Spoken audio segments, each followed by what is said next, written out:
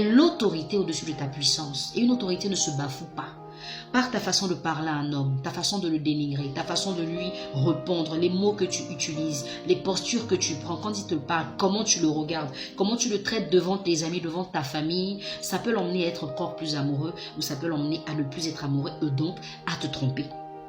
L'homme n'a pas besoin d'une rebelle dans sa maison. Il n'a pas besoin d'une insoumise dans sa maison. Parce que s'il voulait la confrontation, certainement il serait mis en couple avec un homme. Parce qu'au moins, ça fait...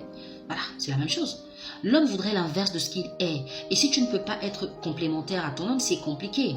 D'accord? Il faut que tu saches, chérie, que tu peux dire à un homme, tu es un con dans le lit, il va te faire un câlin. Mais si tu lui dis la même chose devant ses potes, il va te casser la figure. Et il a raison. Il faut savoir parler à l'homme. La langue de la femme, elle peut la détruire comme la valoriser. Et si tu ne sais pas utiliser ta langue, chérie, tu vas perdre ton mari. Tu vas le perdre très rapidement. Et je te dis, c'est un argument valable pour te tromper. Parce que l'homme qui se sent ridicule, écoutez, on parle toujours de la violence faite aux femmes, mais on parle rarement de la violence faite aux hommes, parce que cette violence, elle est verbale. C'est vrai qu'elle ne laisse pas des traces sur le corps, mais elle laisse des traces sur l'âme et dans le cœur. Et ça, c'est encore plus difficile à soigner. Quand un homme n'est pas respecté, quand il est maltraité dans sa maison, quand des fois vos parents parlent à vos maris ou à vos conjoints comme s'ils étaient leurs animaux de compagnie, ce sont des choses qui les repoussent carrément. Et puis je veux comprendre, cette vague d'insoumission dans les couples, elle est due à quoi? Peut-être parce qu'on parle aujourd'hui d'égalité des sexes. Mais les filles, l'égalité des sexes, ce n'est pas l'impolitesse. C'est la possibilité qui vous est donnée de faire les choses aussi bien que les hommes font pour être épanouis. Ce n'est pas une rébellion, ce n'est pas une démonstration de puissance. Et puis entre nous, quand vous vous rébellez devant un homme, ça porte quoi comme fruit? Un homme qui vous déshabille, qui vous met dans des postures ridicules, parce que pendant l'acte sexuel, la femme elle est très ridicule. Toutes les positions que vous prenez, c'est l'homme qui vous les intime. Mais en plus, ils n'ont jusqu'à toucher 2-3 parties de votre corps et puis vous devenez comme des moutons entre leurs bras. Et pourquoi quand on a fini tout ça, il faut venir maintenant se rebeller, avoir des allures guindées, être imbu de sa personne, parler à son homme comme si on parlait à un adversaire. Écoutez les filles, les hommes et les femmes sont complémentaires. Tant que vous n'aurez pas compris ça, vous aurez toujours des problèmes dans vos relations.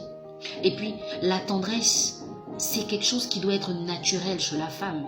Quand la femme parle à son homme, il doit sentir une différence. Une femme ne peut pas parler à un homme comme un ami parle à son camarade, quoi. Il faut lui dire les choses de façon soft, de façon douce, de façon attirante. Il faut même l'emmener à venir vers toi parce que tu as fait une phrase qui est complète, une phrase qui est réussie. Mais tu ne peux pas être vulgaire, agressive, tu ne peux pas être dure et téméraire et puis vouloir séduire un homme. Non. Et puis l'égoïsme, à un moment, il faut arrêter. Parce que nous les femmes, nous sommes trop égoïstes. L'homme va tout faire pour nous. La seule chose qu'il ne fera pas, on dira tu n'as jamais rien fait. Quand vous perdez vos parents dans vos familles, ce sont les hommes qui les enterrent. Mais quand ils perdent leurs parents, ce sont eux-mêmes qui les enterrent. Et même quand vous devez porter le pack de funérailles, c'est eux qui le payent pour vous. Donc comprenez que les hommes font beaucoup de choses. Ce n'est pas parce qu'un homme n'a pas fait ce que tu espères totalement, ça veut dire qu'il n'a rien fait. Le peu qu'il a fait, il faut le lui reconnaître. Il faut lui dire merci.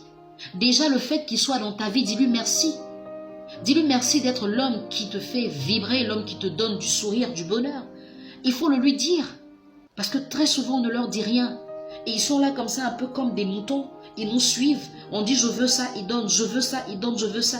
Mais les seules choses qu'ils nous demandent, nous ne sommes pas capables de donner. La soumission. La soumission, c'est difficile.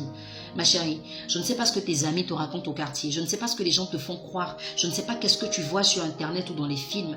Mais écoute, le Dieu qui t'a créé demande d'être soumise. Si tu respectes ton Dieu et si tu l'aimes, obéis à sa parole. Ne le fais même pas pour l'homme qui partage ta vie, mais fais-le pour toi. Parce que c'est ça qui t'ouvre aussi des portes. Et quand tu veux être dans une relation, accepte et comprends que tu es dans un couple.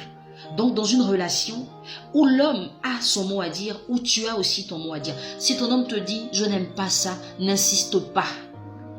Tu ne dois pas lui dire « non mais pourquoi tu n'aimes pas ?» C'est lui qui sait ce qu'il aime et ce qu'il n'aime pas. Autant tu n'aimerais pas qu'il fasse quelque chose et tu voudrais qu'il respecte. Respecte ce que lui ne veut pas que tu fasses. C'est tellement simple, c'est tellement beau. Et la vie est tellement parfaite comme ça. Des fois, on n'a même pas de problème dans le couple. Mais on va les soulever, on les charge, on les dépose et on cherche des gens qui vont nous expliquer qu'est-ce que ça fait. S'il vous plaît les filles, apprenez à respecter les hommes parce qu'ils sont nombreux à ne pas être mis en valeur, à ne pas être honorés. Et ça, ce n'est pas bon. On ne fait pas ça.